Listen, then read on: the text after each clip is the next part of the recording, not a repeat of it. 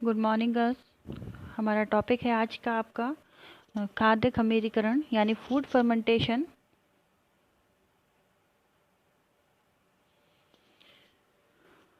तो फर्मेंटेशन होता क्या है, इसके बारे में हम पता करेंगे आज।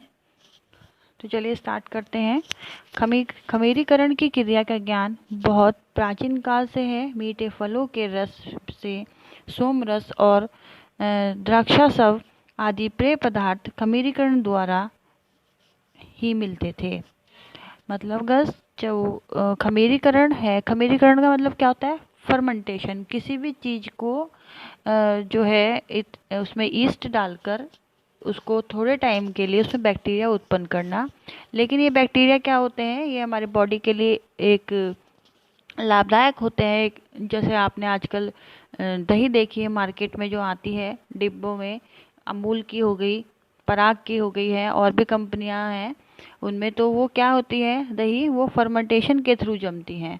उसमें अलग से ईस्ट डाला जाता है जिससे कि वो जल्दी से ख़राब भी नहीं होती है। उनकी जो शेल लाइफ होती है 3 to 4 डेज की होती है। तो खमीरीकरण की क्रिया का ज्ञान बहुत ही प्राचीन काल समय से है। मीठे फलों से पहले सोमरस आता है, अब भी आता है, मार्केट में अवेलेबल है, वो तैयार किया जाता है। द्राक्षारस तैयार किया जाता है और ये पेय पदार्थ होते हैं। इससे क्या होता है, खमीरीकरण द्वारा ही ये मिलते हैं। यदि गन्ने के रस में कुछ खमीर यानी ईस्ट डालकर रख दिया जाए तो कुछ समय बाद द्रव में झाग उठने लगेंगे और बुलबुलों के साथ गैस निकलती है। खमीर की उपस्थिति में धीरे धीरे गन्ने की शक्कर का अपघटन यानी डिकम्पोजिशन होता है। खमीर एक विशेष प्रकार का पौधा है। गर्ल्स, जब आपने देखा होगा हम सिरका तैयार करते हैं, चाहे वो जामुन का हो, चाहे वो गन्ने का हो, चाहे वो सेब का हो, चाहे वो अंगूर का हो, तो उसे क्या होता है, उसमें ईस्ट डाल के रखते हैं उसके रस में, कि जिस भी फल का हमें जो है जूस बनाना है या खमीरीकरण करना है, उसमें थोड़ी सी ईस्ट डाल देते हैं। तो वो कुछ टाइम के बाद जो है उसमें बुलबुले उठने लगते हैं, गैस निकलने लगती है और एक प्रकार का पौधा उसमें जम जाता है जिसे क्या कहते हैं, खमीर कहते हैं, यानी ईस्ट कहते हैं। इसमें क्या होता है, जो शक्कर होती है खमीर में उपस्थित या पेय पदार्थ में उपस्थित, वो धीरे धीरे उसका अपघटन होता जाता है, मतलब वो घटती चली जाती है, यानी जिसे हम डिकम्पोजिशन कहते हैं। फिर है, यह एक कोशिका का बना होता है। यह बहुत सूक्ष्म होता है, माइक्रोस्कोपिक होता है, मतलब ये बहुत ही सूक्ष्म होता है। हम इसे नहीं देख सकते हैं खुली आंखों से। अगर हमें इसे देखना है तो हमें थ्रू माइक्रोस्कोप ही देखना पड़ेगा और केवल सूक्ष्मदर्शी द्वारा ही देखा जा सकता है। अन्य जीवों की तरह खमीर को भी भोजन की आवश्यकता होती है। मतलब जैसे अन्य जीव होते हैं उनकी तरह खमीर को भी भोजन की आवश्यकता होती है। खमीर शक्कर युक्त पदार्थों के अपघटन से ऊर्जा प्राप्त करता है। जिस भी पेय पदार्थ में आपके शक्कर होगी तो ये खमीर क्या करेगा, उससे ही ऊर्जा प्राप्त करेगा।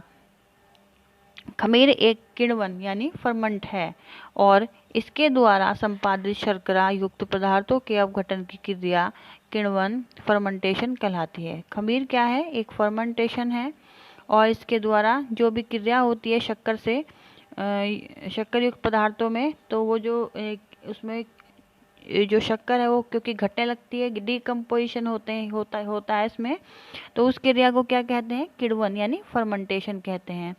इस प्रकार दूध तथा गीले आटे का खट्टा होना, वनस्पति तथा जीव पदार्थों का सड़ना, गन्ने के रस से सिरका बनाना आदि किण्वन क्रिया का ही उदाहरण होता है। फिर है आपका अणु जीवों द्वारा संपादित कार्बनिक यौगिकों के धीरे धीरे अपघटन होने की क्रिया को किण्वन कहते हैं और अणु जीवों को किण्व यानी फर्मेंट्स कहा जाता है। जो आपके अणु जीव होते हैं उनके द्वारा जो कार्बनिक यौगिक की जो क्रिया होती है और यानी धीरे धीरे जो शक्कर का अपघटन होता है उसमें, उस क्रिया में, उस क्रिया को हम क्या कहते हैं, किण्वन यानी फर्मेंट कहते हैं। और जो अणु को किण्वन, जो अणु होते हैं, अणु जीव होते हैं, बैक्टीरिया उत्पन्न होते हैं, वो क्या होते हैं, उसमें फर्मेंट्स कहलाते हैं। तो इसमें इंग्लिश में भी बताया गया है, slow decomposition of complex organic molecule into simpler constituents in the presence of micro organism ferments is known as fermentation. इन क्रियाओं में साधारणतः कार्बन डाइऑक्साइड यानी CO, मीथेन, CH आदि गैस निकलती हैं और ऊष्मा उत्पादन होता है। जब ये क्रिया होती है तो कौन कौन सी गैस निकलती हैं? इसमें कार्बन डाइऑक्साइड, आपकी मीथेन गैसें आदि इसमें से निकलती हैं और ऊष्मा का उत्पादन, मतलब उसमें से एक गर्म तरीके की जो गैस है वो निकलने लगती हैं। फिर है आपका फ्रांस के प्रसिद्ध वैज्ञानिक लुईस पाश्चर के अनुसार शर्करा का किण्वन खमीर कोशिकाओं की जीवन सक्रियता के कारण होता है। जो आपका शर्करा का जो किण्वन होता है, मतलब शर्करा का जो फर्मेंटेशन होता है या डिकम्पोजिशन होता है, वो किस कारण होता है? जो भी खमीर की कोशिकाएं हैं उनकी जो लाइफ है वो एक्टिव हो जाती है उस दौरान, और वो अपना भोजन उस शर्करा से जो भी जूस में प्रेजेंट है वो उससे अपना भोजन प्राप्त करना शुरू कर देती हैं, जिससे ये क्रिया एक्टिव होती है और जो जीव हैं, इस सेल है, उनकी लाइफ भी एक्टिव हो जाती है। लिबिक के अनुसार शर्करा के किण्वन का खमीर कोशिकाओं की जीवन सक्रियता से कोई संबंध नहीं। अब जो है लिबिक थे, उन्होंने कहा कि जो शर्करा है उनका जो किण्वन होता है उसका जो है यानी फर्मेंट होता है, उसका खमीर कोशिकाओं से कोई भी लेना देना नहीं है और ये वास्तव में रासायनिक अभिक्रिया है। इन्होंने कहा कि इसका कोई लेना देना नहीं है इस क्रिया का, इससे किण्वन का, ये सिर्फ एक रासायनिक क्रिया है जिनमें किण्व के अंदर रहने वाले संकीर्ण नाइट्रोजन युक्त पदार्थ भाग लेते हैं। जिसमें क्या होता है? किण्व यानी जो भी आपके फर्मेंट्स हैं उसके अंदर जो भी मतलब एक सक्रिय, मतलब एक नाइट्रोजन युक्त जो भी पदार्थ रहते हैं वो उस क्रिया में भाग लेते हैं, जिसकी वजह से ये क्रिया होती है। फिर क्या हुआ? बाद में सन 1897 में बुकनर एक वैज्ञानिक थे, इन्होंने इस मतभेद को समाप्त किया। उसने खमीर को क्या करा? बालू और जल के साथ दाब पर पीसा, जिससे खमीर के जीवन सक्रियता समाप्त हो जाए। फिर उसने इसको छानकर खमीर का स्वच्छ जूस प्राप्त किया। जब इस स्वच्छ जूस को शर्करा में मिलाया गया तो उसमें भी किण्वन करने का गुण विद्यमान था। अतः इस प्रयोग द्वारा यह सिद्ध हो गया था कि किण्वन का अणुजीवों की जीवन सक्रियता से कोई संबंध नहीं है। मतलब जो आपकी सेकंड वर्ल्ड डेफिनेशन थी लुईस पाश्चर के बाद जिसने दी थी वो थी आपकी जो ये वैज्ञानिक थे लिबिक, जो उनकी जो डेफिनेशन थी वो कुछ हद तक सही हुई। बाद में क्या हुआ? बुकनर ने इस मतभेद को समाप्त करने के लिए उसने जो खमीर है, बालू है, उसमें क्या काम करा? उसने खमीर को, जो भी खमीर उसने निकाला था, करा था, जो भी प्रोसेसिंग की थी फर्मेंटेशन की, तो उसने उसे बालू एक रेत होता है एक तरीके का, उसके साथ उसने और जल के साथ मिलाकर दाब देकर उस पे उसको पीसा या फिर उसको दबाया, वो प्रोसेस किया। और फिर क्या हुआ कि खमीर की जो जीवन सक्रियता है वो समाप्त हो जाए, इसलिए ये काम किया गया। फिर उसने इसको छानकर खमीर का स्वच्छ जूस प्राप्त किया। फिर क्या किया? उसने इसको छान लिया और जो भी उसने बालू का, जल का और फर्मेंटेशन का जो भी मिक्सचर था उसको छाना। उसके बाद जो भी जूस प्राप्त हुआ, फिर उसने क्या किया? उस स्वच्छ जूस को उसमें फिर से उसने शर्करा मिलाई, तो उसमें भी जो है फर्मेंटेशन का गुण विद्यमान हो गया।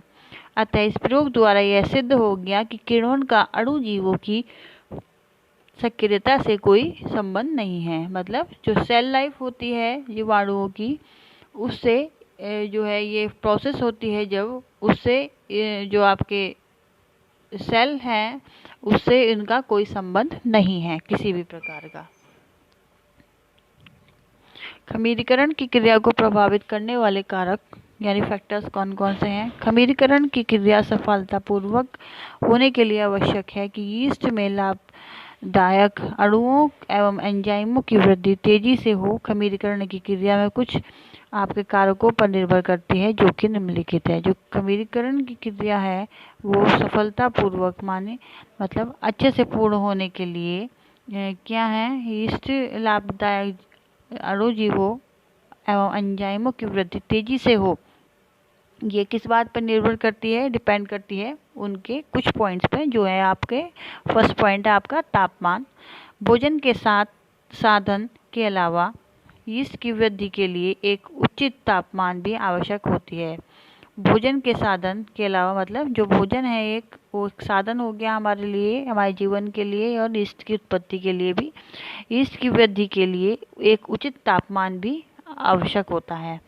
फ्रिज के तापमान पर इसकी वृद्धि रुक जाती है या धीमी पड़ जाती है। 105 डिग्री फ़ारेनहाइट से 100 मतलब यानी 40.5 डिग्री सेंटीग्रेड तापक्रम पर यीस्ट का नाश होना प्रारंभ हो जाता है तथा 140 डिग्री फ़ारेनहाइट यानी 60 डिग्री सेंटीग्रेड पर यीस्ट जो है आपका वो पूरी तरह नष्ट हो जाता है। यीस्ट की वृद्धि 80 से 90 डिग्री फ़ारेनहाइट तक सबसे अच्छी होती है।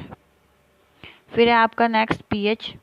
खमीरीकरण के लिए सर्वाधिक उपयुक्त पीएच 4 से 6 के बीच है। यद्यपि खमीरीकरण की क्रिया जो पीएच है आपका 2.7 से 7.4 के बीच ही रहती है। थर्ड है आपका पोषक तत्व।